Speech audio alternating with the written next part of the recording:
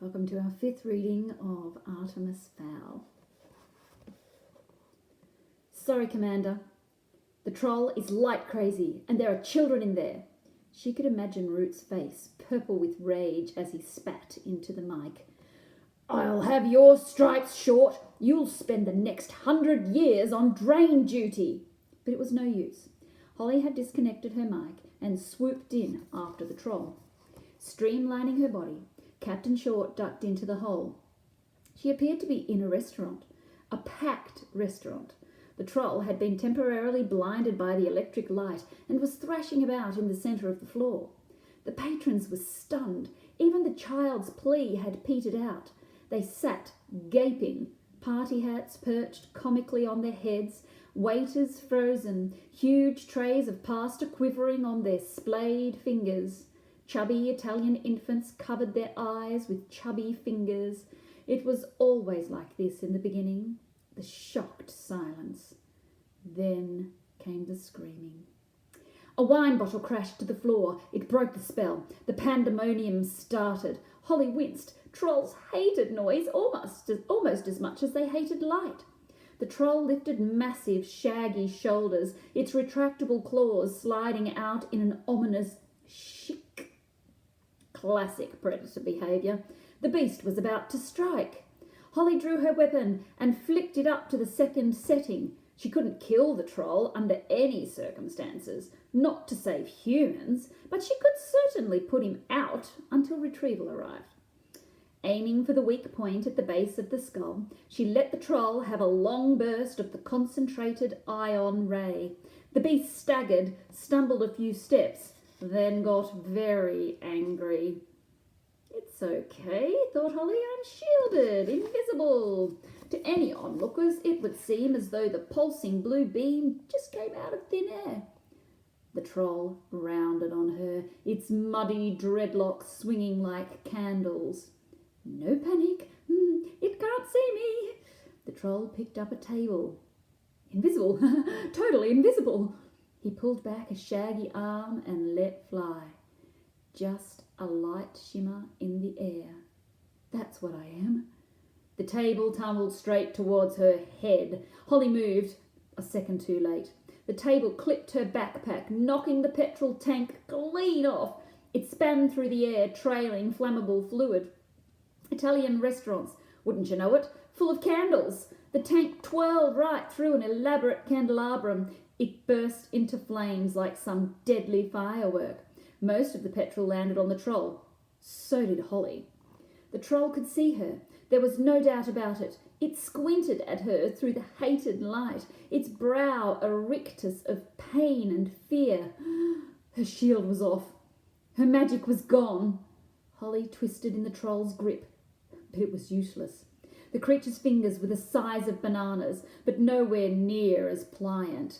They were squashing the breath from her ribcage with savage ease.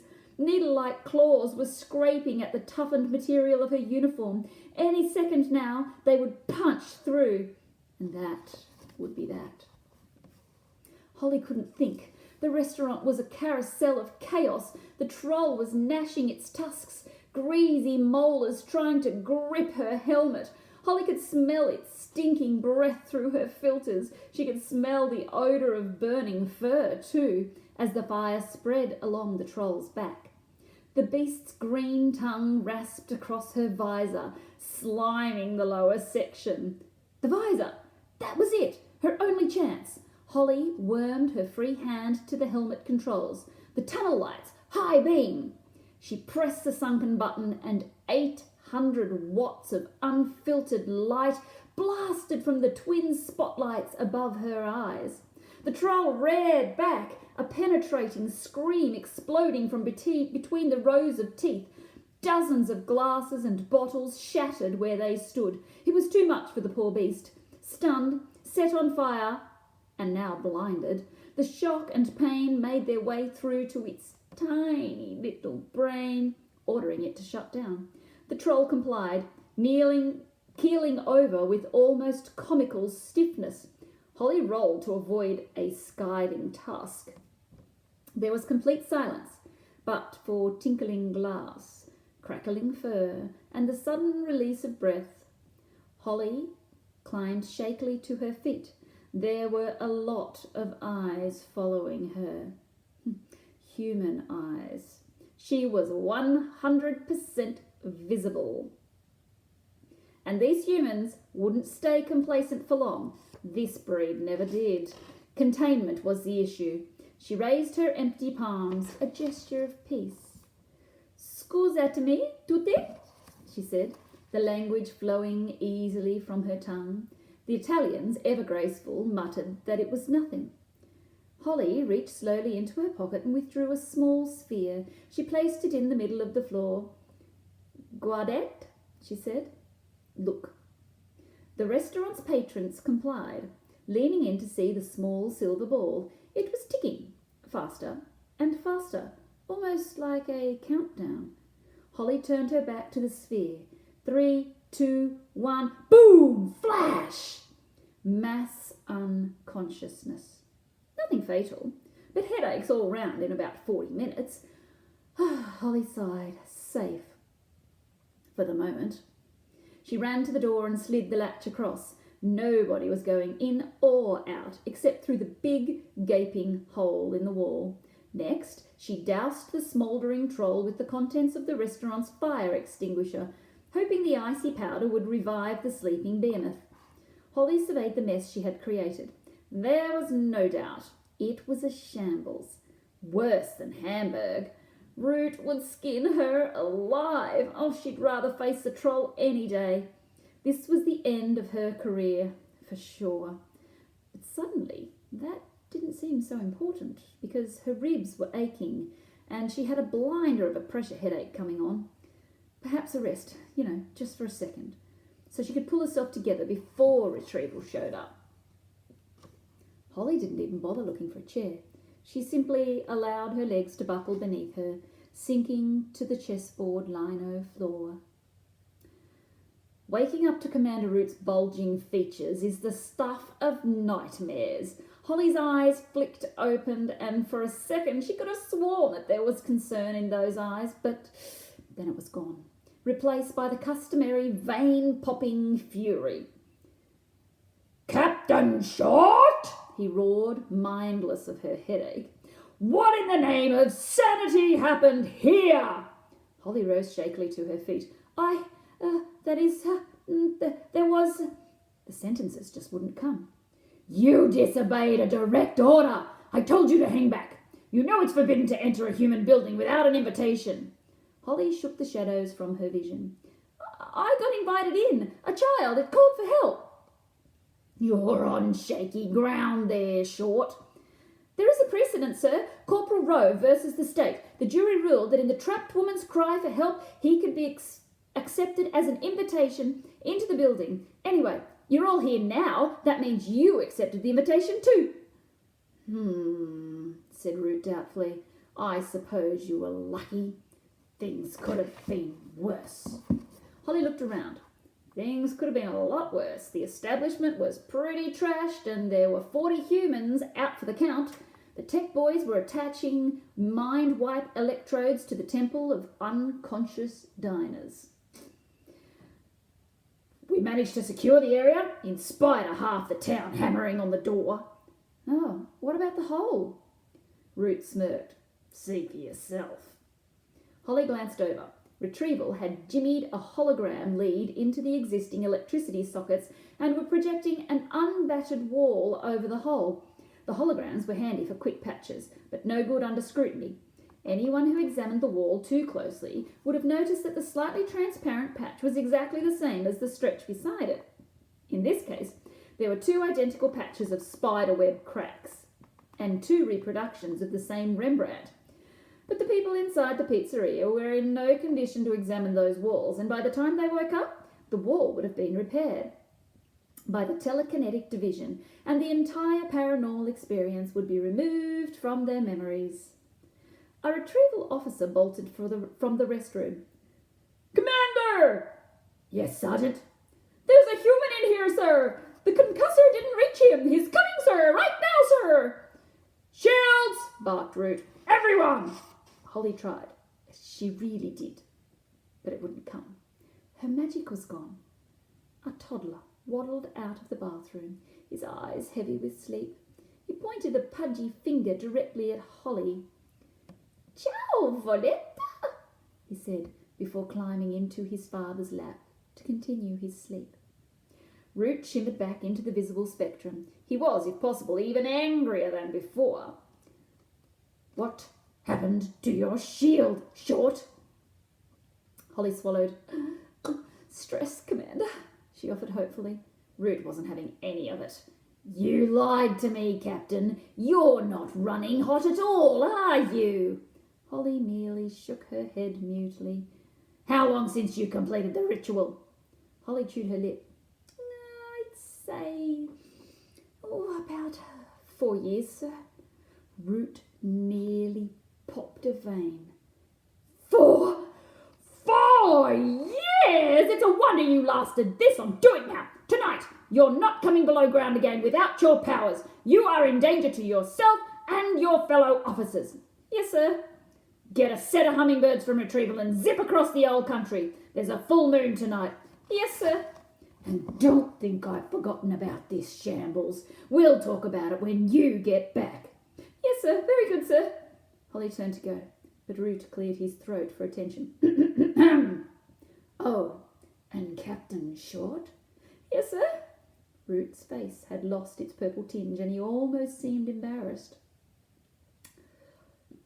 "Well done on the life-saving thing. Could have been worse. An awful lot worse."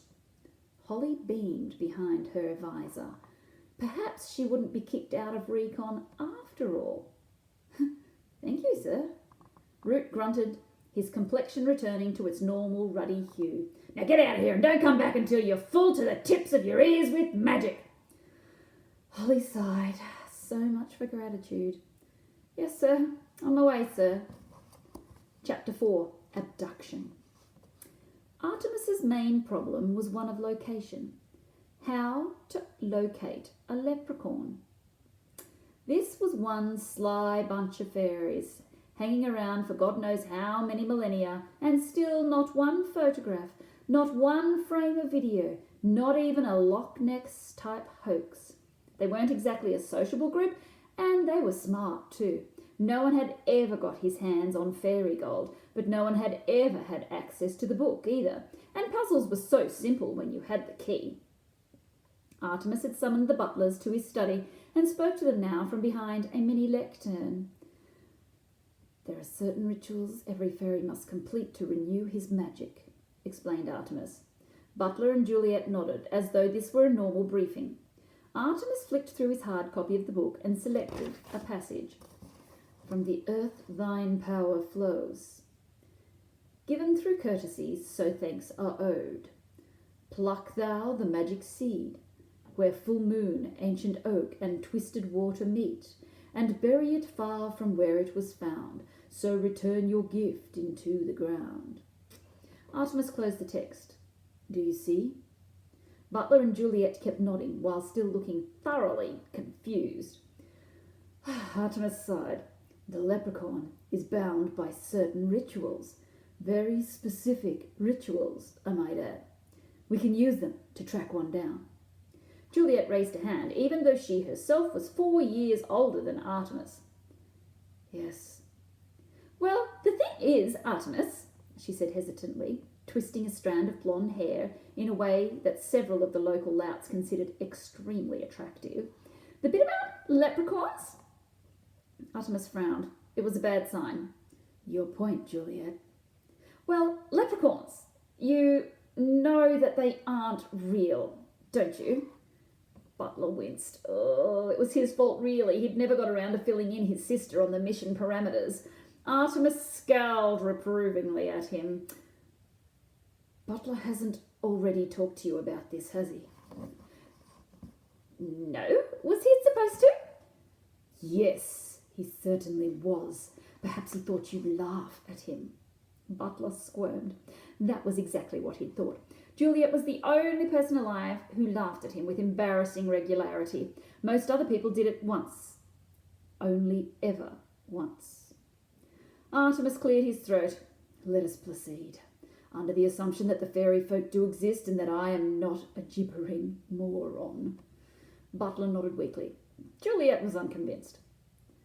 Very well. Now, as I was saying, the people have to fulfill a specific ritual to renew their powers. According to my interpretation, they must pick a seed from an ancient oak tree by the bend in the river, and they must do this during the full moon. The light began to dawn in Butler's eyes. So all we have to do is run a cross-reference through the weather satellites, which I already have. Believe it or not, there aren't that many ancient oak trees left. And if you take ancient to be 100 years plus, then you factor in the river bend and full moon. There are precisely 129 sites to be surveyed in this country.